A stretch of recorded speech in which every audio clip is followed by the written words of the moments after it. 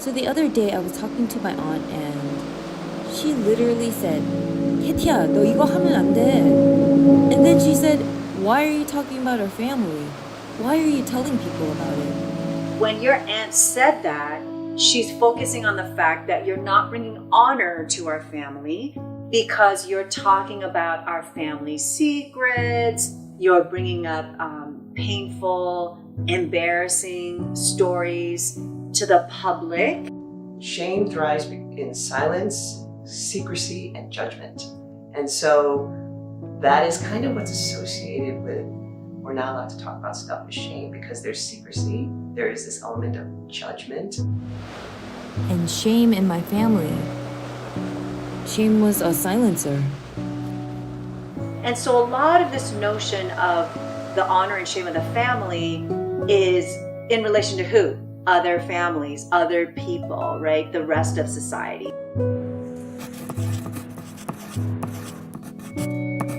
I'd like to know where my dad was too, especially when I was younger. My mom, my older brother, and I, we lived in a quaint little apartment in Flushing, Queens. And every single day, my father would come after work and he would make us study, make us do our homework. He would educate us as best as he can. And after a few hours, he would leave. And for me, I thought that was just normal. I thought fathers had another home outside of our home. And this was an everyday thing. So he would come around 5 o'clock, make us do homework, sometimes feed us, and then he would leave. And then shortly thereafter, my mom would come back from her job, and that was the rest of our night.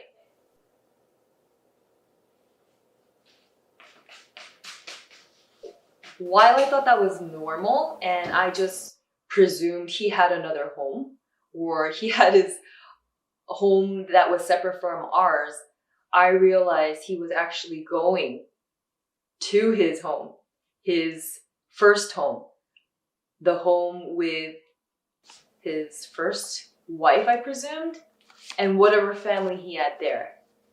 And I actually thought that was normal too. So I thought, well, why can't he just stay with ours? What's wrong with our family? Kids these days are so lucky because they have like a flick of a smartphone, and I realize I don't have a lot of pictures of my mom and me. I don't have a lot of pictures of my dad and me, so I'm just pulling up some pictures. I know they like to do this on Instagram where they show a picture and then they zoom in on the face. Oh, how swollen I was. I feel like I still look at people like that.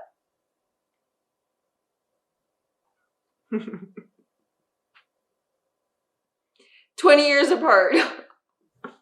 20 years apart. I feel like I'm the same, except my eyebrows are like a little bit more expensive now, but this is me. I think I might rock this hairstyle after this is over.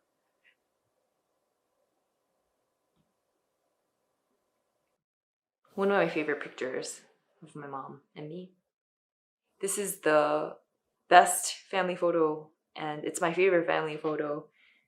So that's my mom, my brother, and me. And whenever the word family comes up, this image always pops up in my head. So this is why it's also my favorite picture.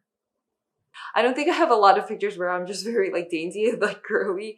This is who I am. I'm very happy. It's probably a Christmas photo or a really run down, like very lean Christmas tree, but my mom did her best to always try to let us have a conventional, normal, and happy childhood. I know that for a fact. It wasn't until I was older I realized, oh, this is not a conventional family standard.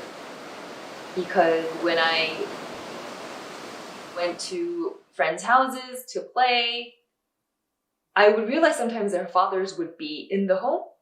And I thought, your father lives here? Your father gets to stay here? And then I realized they have one family. News to me. And I guess that's when I realized my family is a little different. I didn't know what it was and it didn't hit me as hard, but I realized, okay, my father should be here, possibly, but he does leave at the end of the day. I found this picture and I saw my dad in the background and I just wasn't that thrilled. And I just saw him in the background like, dude, what are you doing there? So to give you an explanation of what the actual makeup was, it's daughter, son, son from the first woman. And then my brother and me from my mom. So 5 kids in total, 2 separate households. Ready for the next explanation?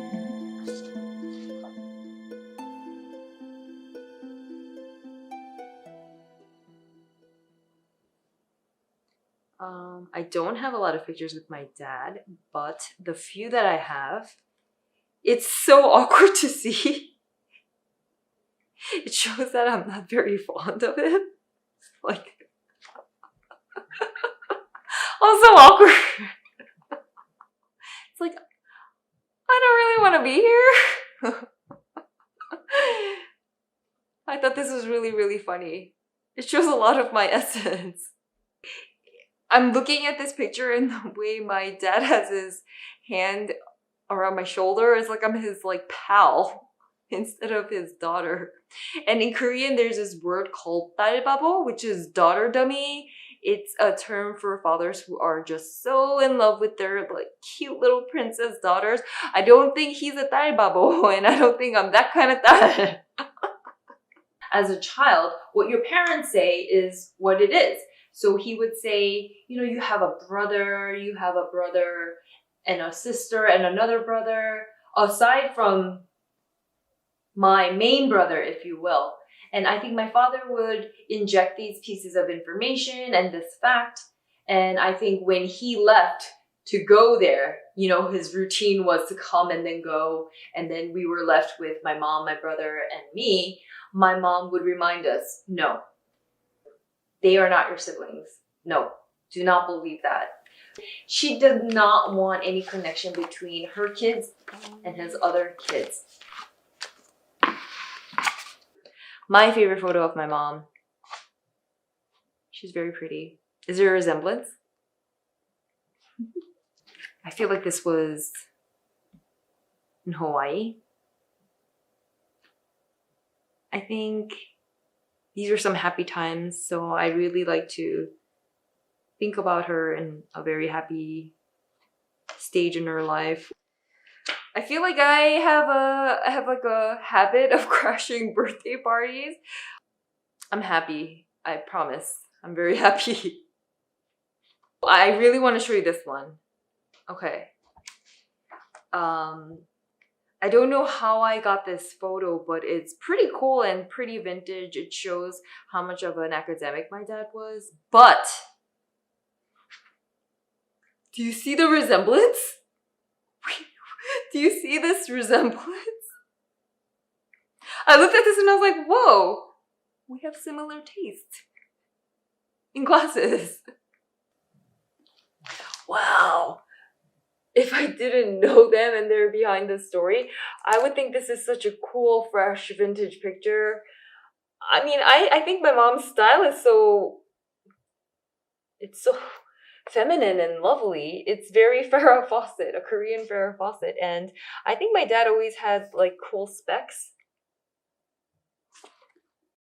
So I will aptly call this the great wedding picture hoax of 1989-1992. So I think I was hanging out with a friend at her home and we were kids. We loved to play, we loved to play makeup, make-believe, and kids also love to show and tell. And I think at that point my friend was opening up her family photos and I think she was sharing her photos of her mom and dad's wedding. very beautiful. I saw a happy couple, a beautiful white dress, all the things that little girls love looking at. Ooh, we were just looking at it.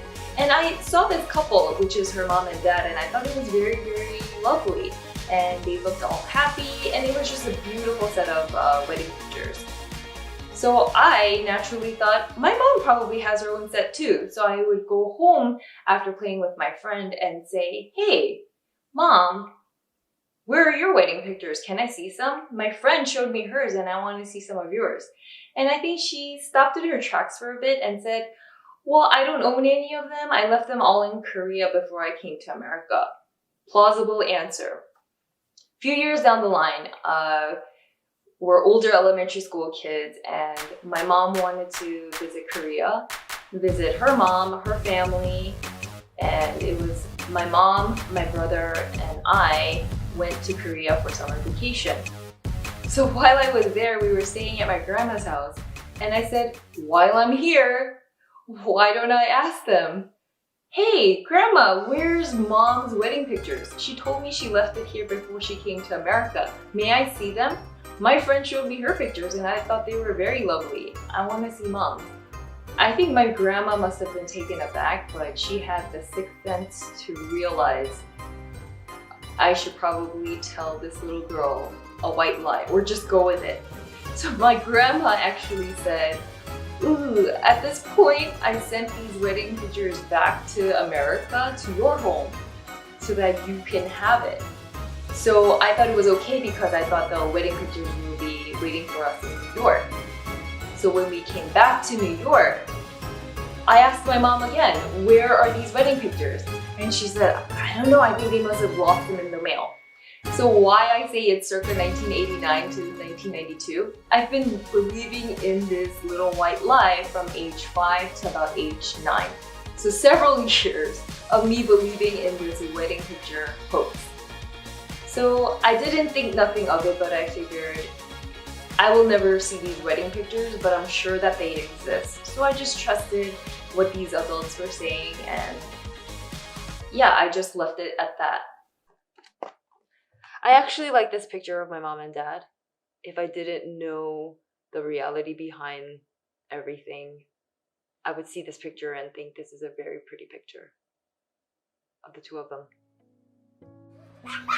I was about 9 years old and I was playing with my friend at her house. We were painting our nails. It was the summer, so I was painting my nails hot pink. And I was just painting them very naturally as a kid would. And I think somebody was looking for me.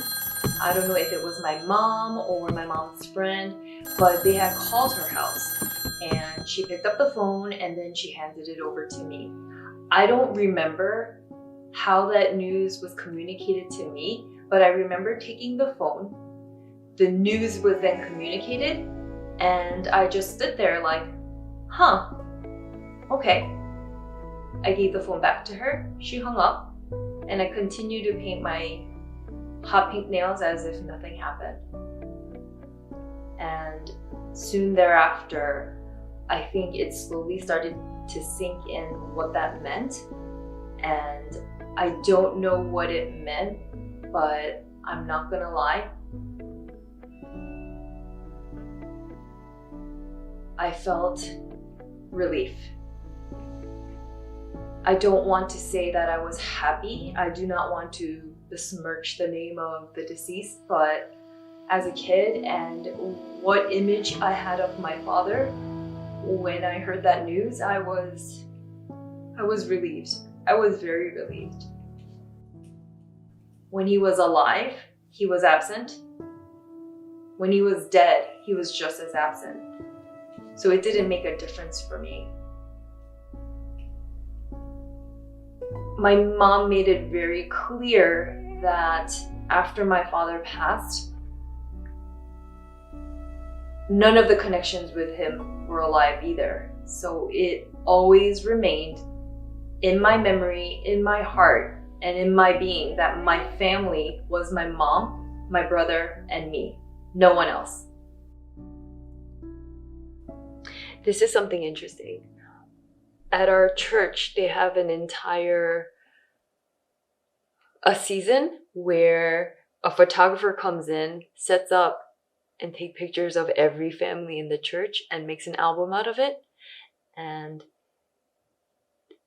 it's interesting because some people don't take the family photo because if there's an unconventional family structure, they try to avoid taking those photos that season. But I think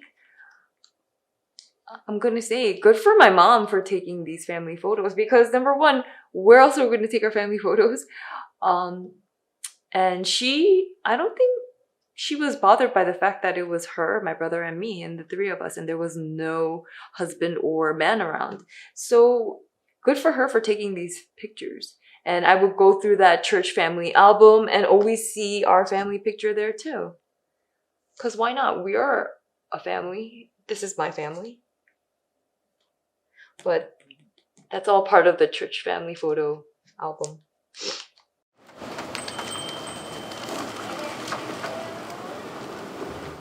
Where did the time go? I'm spitting pepper 과자 all over these flowers.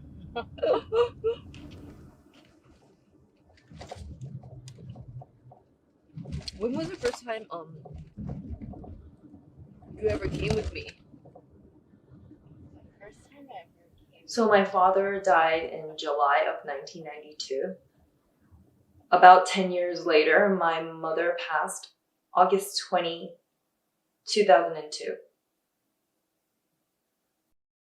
Oh, I remember saying a few words. I had to say it in Korean because, of course, we wanted to show my mom taught us, right? Made us speak Korean and English. So I said some few words in Korean. My brother said his words. Oh. I don't know why this one killed me the most.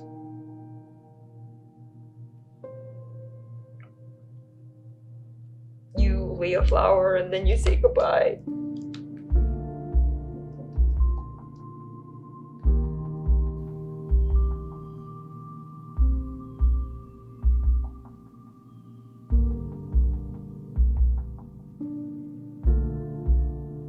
The months leading up to my mom's death, it was just a lot of chaos, and I had just finished my freshman year at Brandeis University, and I look back at it and I was still a kid. I had just turned 19. That was the last birthday that I've had with my mom in June, and around that time, shortly after my birthday, that's when the cancer diagnosis came. She passed away from pancreatic cancer. That cancer runs rampant and it's very quick, and from diagnosis to death it was about 2 months.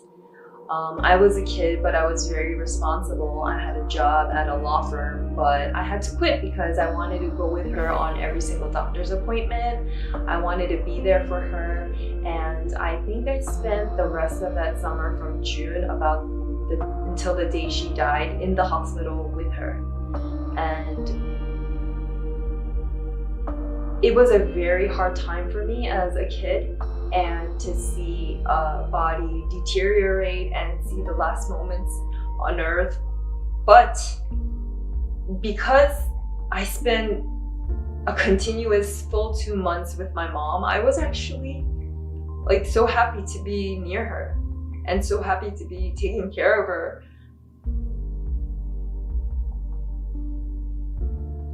Because of all the years she suffered as a single mom taking care of us. So I thought it was my duty and it was my complete joy to spend all that time with her. And I stayed next to her until her very last breath.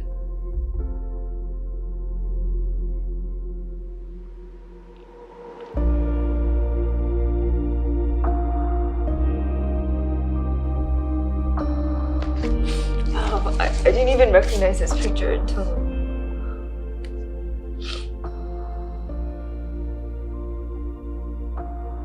wow. Thank you to the person who made this for us, because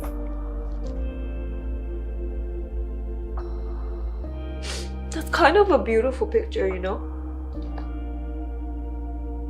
My mother died on August 20th, 2002. A very, very hot summer day. It was the few weeks leading up to that date where I found out that my brother and I, we were bastards. Or my brother and I, we were children out of wedlock.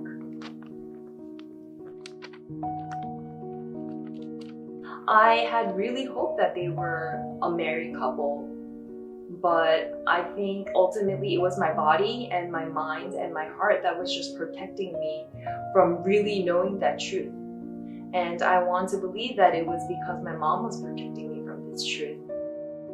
So I went in there and I sheepishly, because it's awkward for me to ask something like, where is someone buried? So I asked for last name. I used his American name because he went by it, and then I had to know the general month and date of death because that's usually around when you're buried. So I said July 92, and they gave me this map and said he's in this section. And in a Korean family, a lot of emotions and a lot of questions, those things, they're not welcome. In fact, we're stifled. Me personally, I was always a curious child and I always asked a lot of questions. But in the matters of the heart and in the matters of the heart and family, I was supposed to just accept things as they were. Someone had to help me because I guess it's a little confusing, and she also asked me, the newer ones have plot numbers on it. Do you know if this is a newer one? And I was like, lady, this is the second time I've ever visited my dad in like 30 some odd years.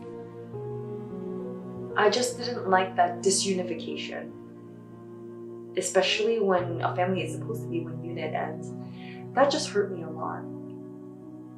And then the very fact that they put us in this situation, it was just like a mess, and I think that was just the most painful. So she said, okay, well, just follow the plot number. So I guess we're going on a hunt. We're gonna Da Vinci code this map and find and visit my dad. I don't even remember what holidays, if any, we spent with him. I think we spent one Thanksgiving with him. Let me see if there's a number anywhere.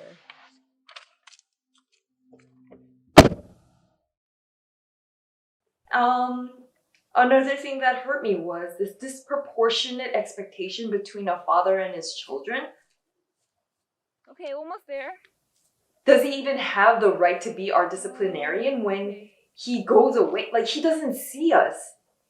How can he dictate to us all of this information and all of these rules and all of his expectations onto us? I'm not ready. Wait. I'm not ready. Turn off. I found it. Are you ready? Okay. Wait, let me... Okay.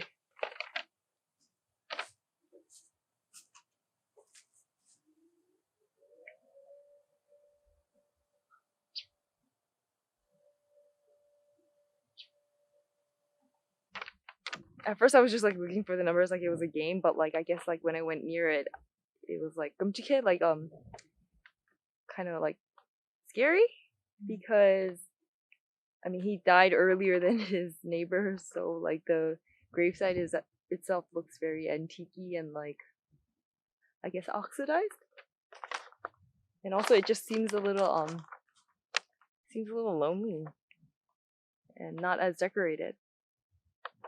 And there's no nice epitaph or nice statement on his graveside. You don't know his exact birth date or death date, you just know the years. So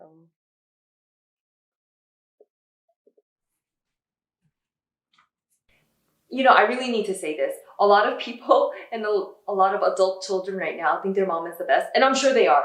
But my mom, she was amazing. She really was. She did everything that she could do, and she never let me feel all the things that my father made me feel. So why it was hidden? I think the first part is my mom felt ashamed. From her perspective, if she were to tell herself the story of why she fell in love with this man, why she came to America, why all of this happened, I'm sure she was not very proud of her decisions. I'm sure she was not very proud of following this guy and being convinced to go about his decisions. And so at that first level, I think my mom was ashamed of herself. South Korean society, and therefore the immigrants who come from there to places like the United States, like my family, it is organized based on honor and shame. So there are these societies that tend to be more collectivistic, meaning that the unit that we analyze and we understand is not the individual, but it's the family. Okay. So because that's the way South Korean society is organized, even with all the new Western American influences that have come in, that the notion is that you have to be in the world in a way that brings honor to the family and not bring shame to the family. So that means that those two things are always interrelated. I think generally Korean culture is a lot more conservative, and how they navigate through shame is a bit different than American culture. And using my personal story, having children out of wedlock, it's very shameful. It's something that is not spoken about. When you live in this kind of honor shame organized society, you don't share a lot of business unless it's good, right? So good is fine. You can share that, and there's a lot of boasting, right? My kid got into the top university. We just got the top business or got the top job. But anything outside of what would bring honor, there's no discussion, right? And you repress and internalize all of that. There's a lot of taboo topics in Korean culture, and that is a lot of basis for shame. So in many ways, the fact that it's aired to another, it leaves your body and leaves your emotional state and your psychic, capacity, and you're sharing that with someone else is almost like a transgression.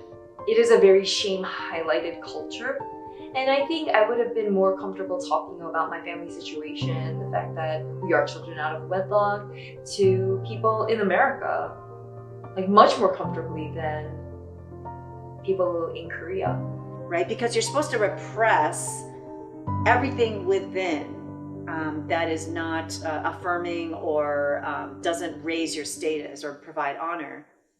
So that's why I think Koreans talk a lot about Han, and it's the fact that we internalize so much, right? And so in some ways, Koreans are acknowledging that they're traumatized people. There's a word in Korean called 소문. 소문 is literally rumor. And I remember thinking and hearing this statement a lot. 소문났어, 소문났어, 동네에서 소문났어, which literally translates into there's a rumor in the neighborhood. And a lot of things about my father and my mother, like they didn't want a rumor to be spread in the neighborhood. So I had this instant image of, these village people, they're gonna come knocking at my door, they're gonna have like pitchforks and torches to tell me, you didn't get into a top tier level university, shame on you. Or, this is your father and this is your story, very much shame. For immigrants, there's an even more of this impulse to cap or hide or basically pretend that these issues or problems don't exist because they're trying so hard to make it in the United States and look good to the fellow Korean immigrant community and not be seen as, they're one of the ones that failed. In the Korean language, we use the pronoun our for possession. For example, I don't say my family, my sister, my brother, my school, my dinner. We use the pronoun our. It's 우리. 우리 가족, 우리 엄마, 우리 동생, 우리 오빠, 우리 저녁. And I say this because Korean culture is very us-centered and family-centered, and it's the family name. And you can bring honor or dishonor based on your action. You know, it's a collectivist culture, and it's about being connected. It's more of a we thing, right? Even if you say like, we don't say my house, we say our house, right? We don't say my mom, we say our mom, right?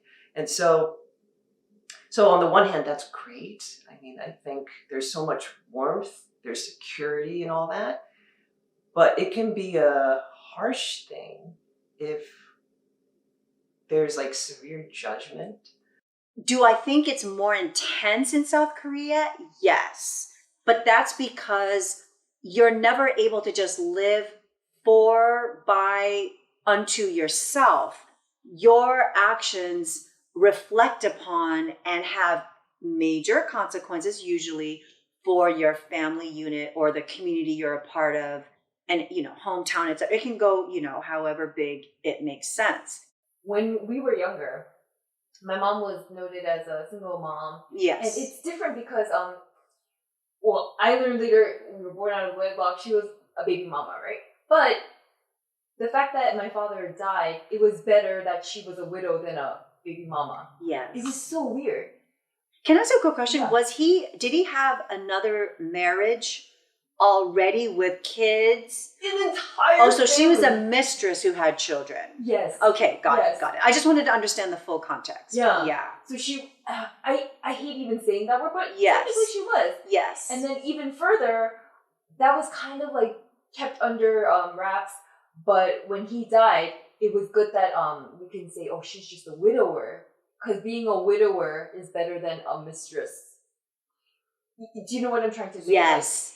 Like, instead of Yes. just like the other. In the status hierarchy, Yeah. based on class, Yeah. gender, honor, shame, all of that is organizing the Confucian reality that you have to have certain people on top and certain people on bottom. Yes, your mother was definitely low in terms of the family status hierarchy. And the fact that she was a mistress, the children were born out of wedlock. She's not the main woman, right? The main family. I'm sure that's not the picture of what she wanted to be to her children. And I think another reason why it was hidden from us was to guard us and protect us from this hurtful truth.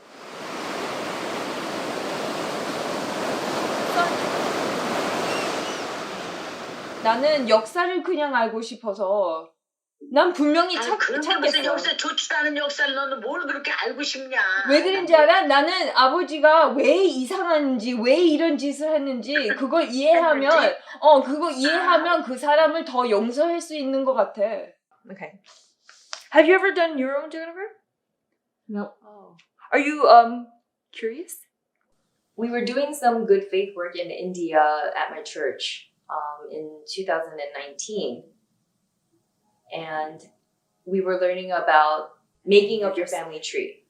Drawing out who's on this side, who's on that side, how people are connected. And through that, you can write little notes in your genogram. That's what I did. And in those notes, I wrote what kind of traumas they might have had, what their relationships were. I went a little bit more substantive than the tree itself. But here goes.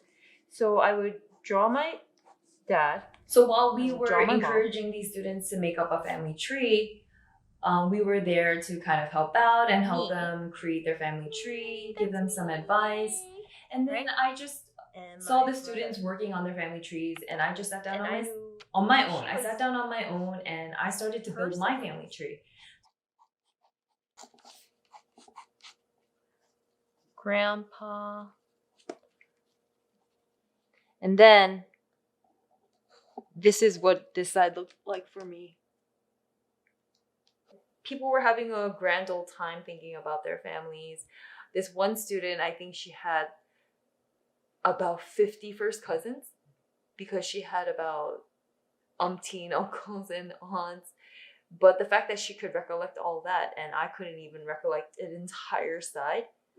And it just made me a little sad because there was just so much I didn't know.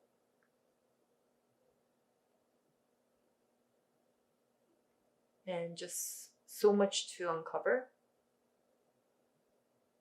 But also, who doesn't want a big happy family, right? Yeah.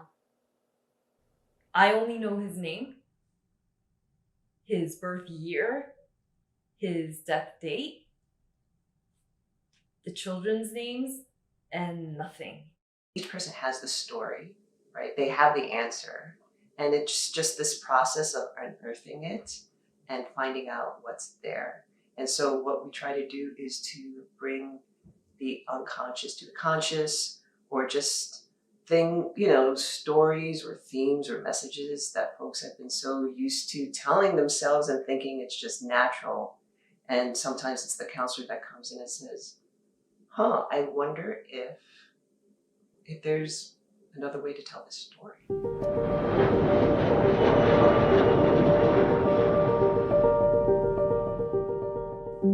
It was in the summer of 2010 when my investigation started.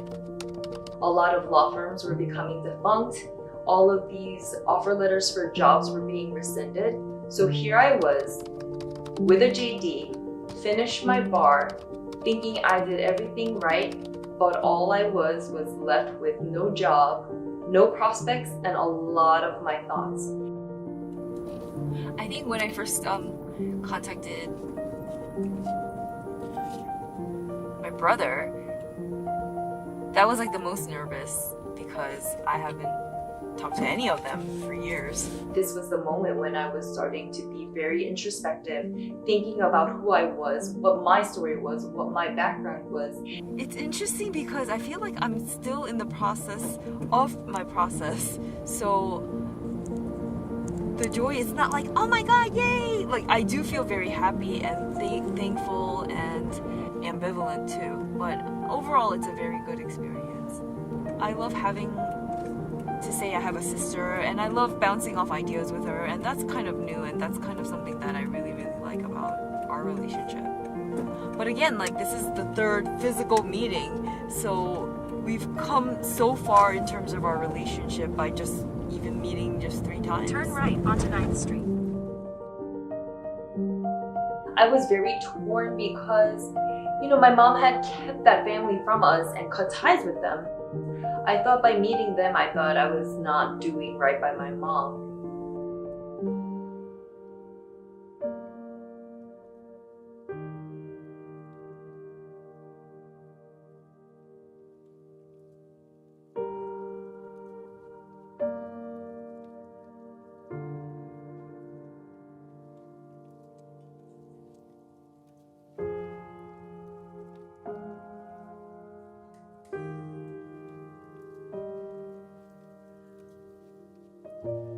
Okay. Wait a minute. Okay, so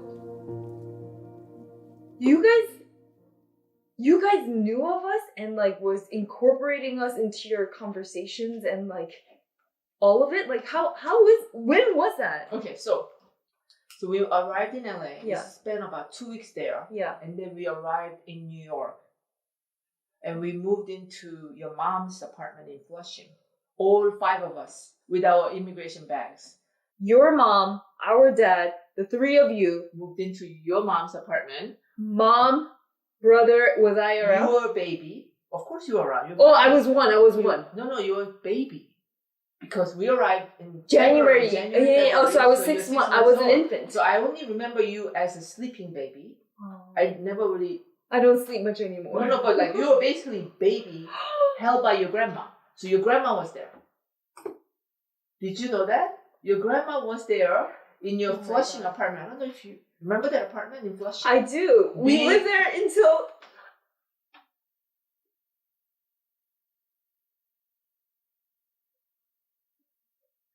We lived there until like even after college graduation. You lived there for that long? That same place? My mom got sick there, and that's how The we. same Flushing apartment? Yeah. But so like 8 to 10 of us were in there. So we arrived there in the middle of the winter in New York City, all 5 of us, to that apartment. And really, that's our dad. That's how crazy he was. Because they went to their church. I feel like I have a picture of this lady. Well, that lady Somewhere. is the daughter of Kwakisop, who's a famous person, and then they went to their church. Everyone went to their church. Is this your mom? That's my mom, and that's when dad was sick. Oh, he does look sick. You knowing this woman, what did you refer to her as? Your mom? You mean like when I was in Korea? Yeah, or like- since. Were you like, oh, that's my dad's girlfriend? His No, friend? second wife is what I would say. I mean, she was basically his wife, right? I mean, That's how I would refer. I thought myself that until, I didn't know until my mom was sick. The summer she was dying, I didn't know that they were never married. I didn't tell you this in our No, I meeting. did not. You didn't tell me. That was a catalyst. You actually thought that they were married. And during that summer when my mom was sick and dying, the fact came to me. And I think I really got sick. Yeah, my stomach was in twists and knots because I said, oh my God, they were never married. And then my world kind of went upside down. So what happens when you think the world is a certain way and then find out that the world isn't? So like anything else, when you find out something new, it's going to be very, first of all, disorienting, because your new normal can no longer be your old normal, right? You can't go back to what it was as much as you want to. So there's also grief, right? Because there's the loss of the life you thought you knew. I never processed it because, my mom's sick. We had to take care of funeral arrangements. I'm like 19, my brother's 20, but like we're going like coffin shopping. We're like doing all the books and all of that, picking out a plot. Like these people from church were like, here, this is like all the plots that we have. Pick one where your mom's gonna be buried. Like I'm a kid, but I have to decide that. So like I couldn't even process that. But I think in my like late 20s, right around the time when I was like looking for you guys, I think I sat down and I was like thinking about all this information. But hearing that really like changed a lot of who I thought who I was. So when babies are first born, they're born into their families, and the family unit is their introduction to the world, right? And so it is from the family that the little one learns, oh, the world is, I can trust the world. I can count on the world, right? But if the family unit is one where, where it's unstable in the sense of like mom could be distant or cold, like, or dad is abusive or neglectful or whatever it is, right? It sends a message to the child that perhaps the world is also like that. So it kind of goes to that whole message of like, if a child learns or even told like, well, this is for your protection, they're going to associate protection with like, oh, protection means I'm not allowed to say things. I'm not allowed to feel maybe even to feel what I feel about this thing that we're not allowed to talk about, whether it's sadness or anger or whatever it may be. So in the long run, yeah, it can really affect how they, I guess harm, and harmful in the sense of like, it impacts like how they relate to others, how they relate to themselves. So hearing that news like really like messed up my world for some bit. Yeah.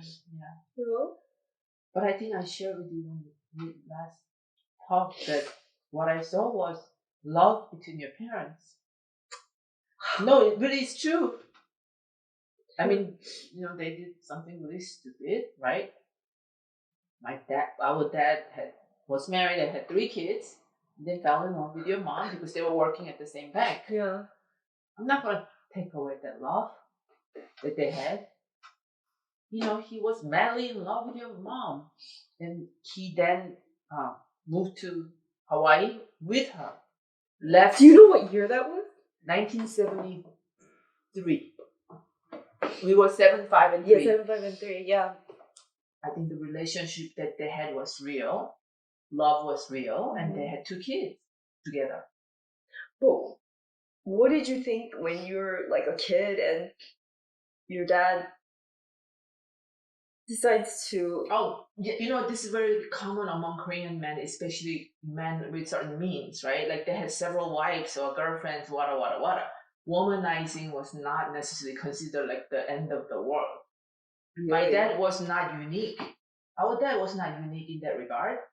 So he didn't just have my mom and your mom. There were others. La la la la la la la. I'm No, saying. I know. I was learning that recently too, like last week. What? I think me as a logical person, I would have known that, but I think I kind of kept on to like a hope because I don't want to think of things in a bad way, or I didn't want the worst of it. So I mean, my aunt told me last week. She's like, your dad? Oh, 바람 폈어. It's not with just those 2. No. And I was like, can you stop, but tell me? I was like, la, but tell me. So I would put it this way. I think that in his culture, in his time, what he did was not like totally out of ordinary, but in his particular case, what happened as a child and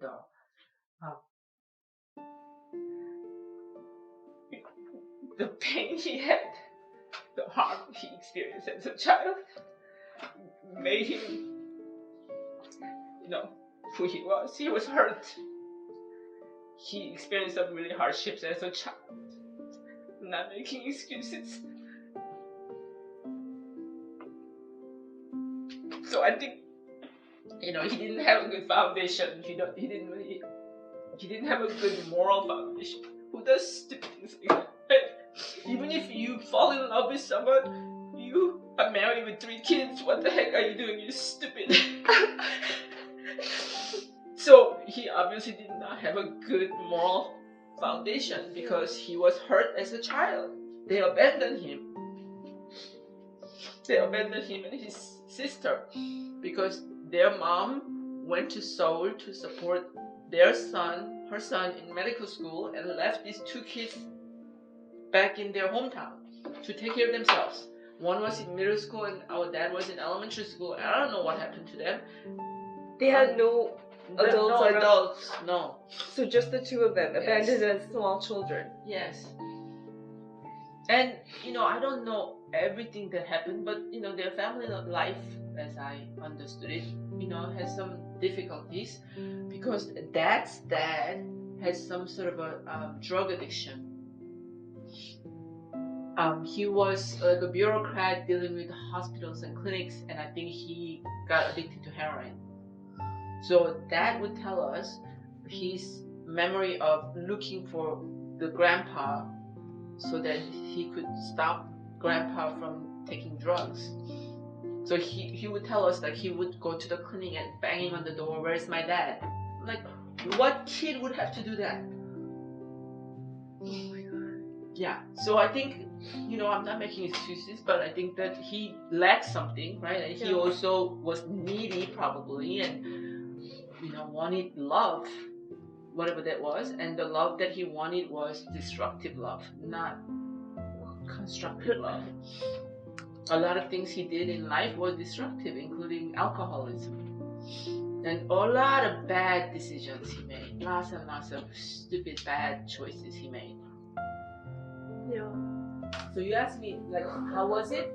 This is how I was. I was 7, 5, and 3. So you're seeing your dad At the abandoning you. You're seeing him off. Oh, I did abandoning not you. know that. At the time, I thought he was going off to study in England and New York, and I was very proud of him. I remember 1 year after this photo was taken, Dad came home, and I was so happy to see him. Yeah. And I didn't think that would be the last time. And then we didn't see him again until he came back. to bring us to the USA. But that was 9 9 later. years. Mhm. And I think that's what happens when people are not well inside and not healed. Then you end up doing stupid things and you end up hurting people that you are supposed to love and protect. Brene Brown would say shame would basically be any feeling that makes us feel unworthy of love. And psychologically, I guess it's the idea that you do something that's so incongruous, immoral, that it disconnects you from the rest of society. And then if I think even, I'm going to go into biblical perspective, right? If you just even look at the fall, it's very, you see what happens with sin. Yeah, so shame, like if you think about the story of Adam and Eve in Genesis, when God did all of creation, he created Adam and Eve. God said that it was very good. Everything in creation was good, and humans made in his image was very good. But God gave them, he said, everything in the garden is yours. You have everything that you need, but just don't eat from this tree of good and evil. When you had Adam and Eve just walking and they were naked, they were unafraid, right? Before the fall, they were completely just as they were. So before the shame, you had freedom. But with sin came shame, and with shame comes fear. It comes blame, and then there comes disconnection. With shame, it's a reflection of myself. So I can feel shame towards myself and to others. But then this is a construct, and it's a perception of whether others think of you, or you're coming in agreement with a false narrative. And I think that's what I've been doing. Imagine as we're growing up, the scripts that we tell ourselves because of us trying to understand the environment, right? So what might be happening, with your parents, if they don't explain it to you in a way that is helpful for you to really understand, you're going to try to understand it from your perspective. 아, 글쎄, 그 역사는 나한테 물어봐도 되는데 왜 꼭 굳이 그 사람한테 물어봐야 돼? 나한테 물어보면. That is a very good point. 이모한테 분명히 물어볼 수 있는데 그거는 이모는 우리 엄마 사이드의 그런 이야기만 알잖아. 그러니까 알아, 무슨 말인지 알아. 이런 아버지 이야기도 좀 알면 좋지 않을까? 그렇게 생각했어. 우리는 엄마 편만 알잖아. 그러니까 이 다른 스토리도 있겠잖아. 또 그리고 아니 근데 그거하고는 상관없어. 지금 상태의 그 언니하고 친하면 중요하지. 난 그렇게 생각해. 저기 그 아빠가 잘못했다고 그래서 건일하고 너하고 이렇게 좋은 관계를 안 가질 필요는 없다고 생각해. 아, 그래서 그래서 아무리 이모가 우리 아버지의 팬 아니라도 이 사람이랑 이렇게 새 가족 생겼다 그런 건 그런 좋은 거라고. 좋다고. 근데 네가 그걸 원해서 네가 해보겠다는데 해서 잘 되면 그같이 좋은 게 어딨어. So empathy is the ability to remember that I'm human, that part of being human is I'm going to experience things in life, and when they hurt, I'm going to say, ouch. And then when I'm able to do that for myself, it is so much easier for me to do that for others, to create this space where I'm like, I also recognize that you're a human and that you can experience life this way and that you have your own story. And then we can connect that way. I don't remember anything happy between my mom and dad when I was growing up. Everything was stressful. Everything, they were always arguing. My dad was coming home drunk all the time. Yeah. He was a guy who drank and smoked and gambled.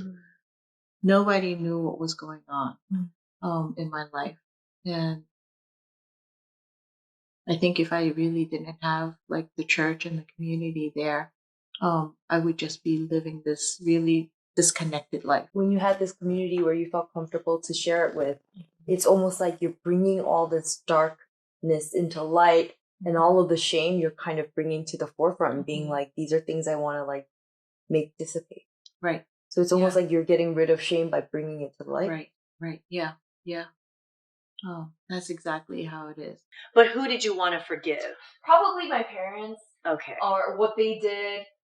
Do I necessarily need to? Like, it's their decision or whatever they did, but I guess their actions is generational, right? Because of what they did, it was imposed on me. So I'm part of like this Hohen-ass family.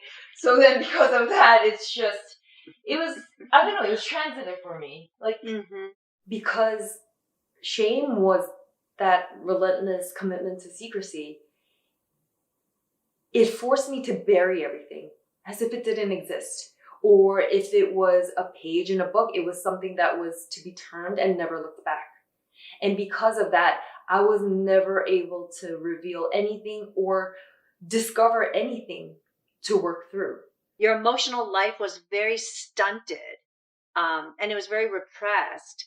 And so that's why you can't even then get to the next point, as you're saying, with being transitive about, oh, well, if I'm feeling anger or resentment or bitterness because of what you've done, and I'm paying the price for it, or I'm being pressured to be perfect because of it, you don't even recognize that you have any issues. You're not able to recognize that you have any of that resentment and bitterness that needs to be let go of, because forgiveness is letting go, right?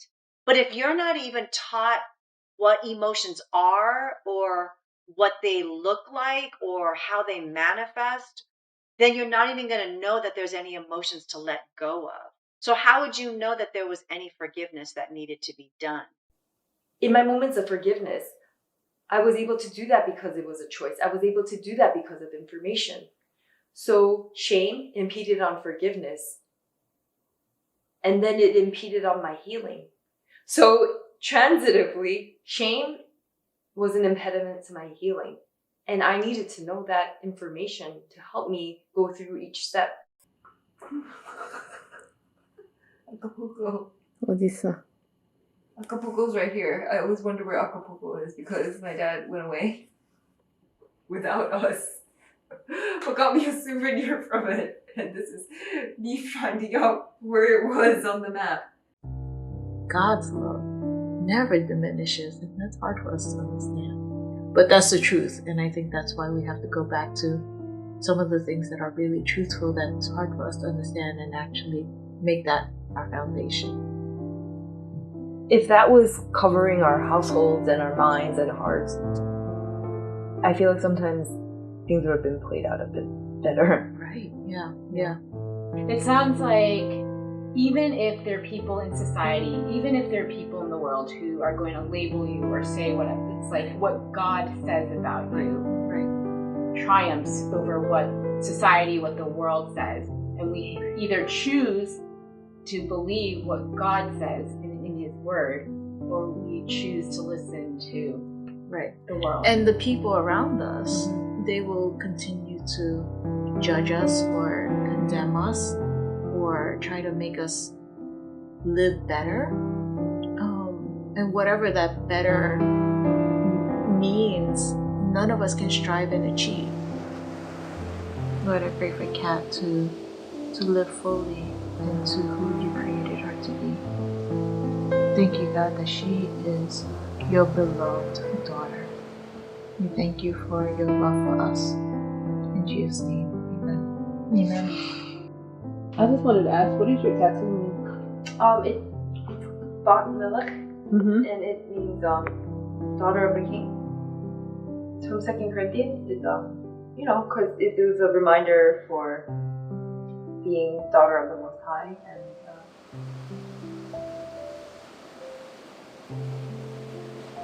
Mom and Dad, when you both died, I was left with an insufficient epilogue. You could understand my shock when I uncovered your respective stories. Amma, it was only a matter of time until the information met my ears. I know the intention was to protect our household, And I know you loved your children with every ounce of your being. But ultimately, this secrecy damaged me mentally and emotionally. 겠다는 생각을 한 것도 대단한 것 같아. 응? 그래갖고 서로들 이렇게 거기도 원하고 너도 원하고 그같이 좋은 사람이 어디서 새 식구를 얻은 거잖아. 난 너무너무 좋은 것 같아. 식구 하나가 얼마나 너 귀한 줄 아니? 근데 하물며 찾는 게 힘든데 네가 찾아서 잘 지내겠다는데 얼마나 좋은 거야. 그러니까는 네가 그래도 용기를 내서 그렇게 한 거가 잘한 거지. I think that you and I are our dad's daughters. I mean, you don't have that much memory of him, but I see him in you. I see him in you. Dad, you were a hurt person who hurt others. I loathed you in my youth. I pitied you in my adolescence. I learned about you in my adulthood. I forgive you both. I thank you both. Through your absence, I was given this gift of opportunity to uncover the mysteries of our history. You left us? Yeah, I was gonna say, what more else? Yeah, it's simple. Like, he left us. Yeah. They're like two kick-ass, strong women. Your intertwined stories beautifully resolve most of the epilogue, the entirety of which seeks to be written. And with that, I can now finish the rest about our family's healing. We would have found this way back. This would have happened anyway. I'm not sure. I think you have to take some credit for it. Okay, I will. It no, was but you. no, but it's also your reception of that. Knowing me, I definitely think I would have made this journey. It was a matter of when. But I had to mature first. I had to get there. I had to say, okay, well, this is the project that I'm gonna do. This is the goal for it. This is a commitment to no longer being ashamed, a commitment to not having secrecy, a commitment to healing. And so I really feel like we would have made its way here. We both would have, I think. I appreciate and love that you found me.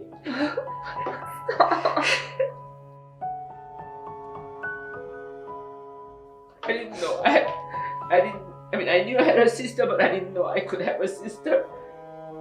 So that's what that gave me. You were very receptive, and you didn't need to be.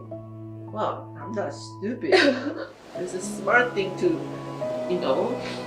find a sister. So you are the gift that our dad gave me. Thank you for letting me be born. Amma, Appa, I honor you.